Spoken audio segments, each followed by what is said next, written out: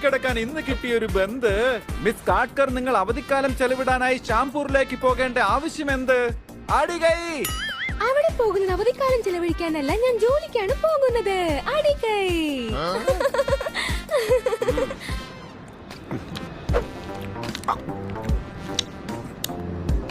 കപ്പലണ്ടിയല്ലേ കഴിക്കുന്നത്? പീനട്സ് എനിക്കും കഴിക്കാൻ തരുമോ? പാക്കറ്റ് 100 രൂപയാണ്, വേണമെങ്കിൽ വാങ്ങിച്ച് കഴിക്കേ. 100 രൂപയോ? ഇത് സ്റ്റേഷനിൽ 10 രൂപയ്ക്ക് കിട്ടും, അറിയോ? ഫ്ലൈറ്റ് അടുത്ത് നിർത്തട്ടെ, ഞാൻ വാങ്ങിച്ചോളാം. ഈ ഫ്ലൈറ്റ് നിൽക്കുകയില്ല. പെട്രോൾ നിറയ്ക്കാനെങ്കിലും നിർത്തിയല്ലേ പറ്റുള്ളൂ. ഓ, എന്റെ കാര്യം, ടാങ്ക് ഫുള്ളാക്കിയതിന് ശേഷം ഇത് പുറപ്പെടുന്നത്. ഇടയ്ക്ക് ചായ കുടിക്കാൻ വേണ്ടിയെങ്കിലും നിർത്തല്ലോ അല്ലേ? ഓ, ഇവനെ എങ്ങനെ ഒന്ന് പറഞ്ഞു മനസ്സിലാക്ക. ഇത് ലക്സറി ബസ് അല്ല.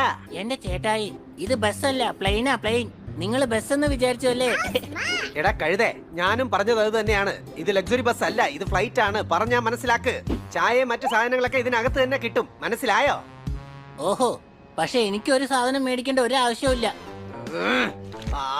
എന്നാ ഇതാ കഴിച്ചോ. പക്ഷെ പകുതി നിങ്ങൾ തന്നെ കഴിച്ചല്ലോ, അതുകൊണ്ട് 50 രൂപ ഞാൻ തരുള്ളൂ. എന്റെ പൊന്നെ, ഞാൻ ഇത് നിനക്ക് ഫ്രീ ആയിട്ട് തന്നിരിക്കുകയാണ്, നീ അതങ്ങ് കഴിച്ചോ. Thank you. നിങ്ങൾ ഷാംപൂരിലേക്കാണോ പോണേ? ഇല്ല, അങ്കത്പൂർ. പ്ലെയിൻ നിർത്ത്, പ്ലെയിൻ നിർത്ത്. Any problem, sir? ഇദ്ദേഹത്തിന് അടുത്ത സ്റ്റേഷനിൽ ഇറക്കി വിടണം കേട്ടോ.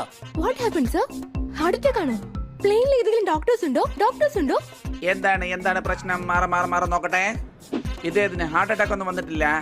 എനിക്ക് ഇതുവരെ ഹാർട്ട് അറ്റാക്ക് ഒന്നും ഇല്ല, പക്ഷെ ഇവ അടുത്തിരിക്കുകയാണെങ്കിൽ തീർച്ചയായിട്ടും അത് വരും.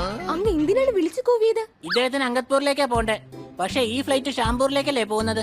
എടാ കഴുത, ഇത് കണക്ടിംഗ് ഫ്ലൈറ്റാ. ഷാംപൂരിൽ പോയിട്ട് അങ്കത്പൂരിലേക്ക് പോകും.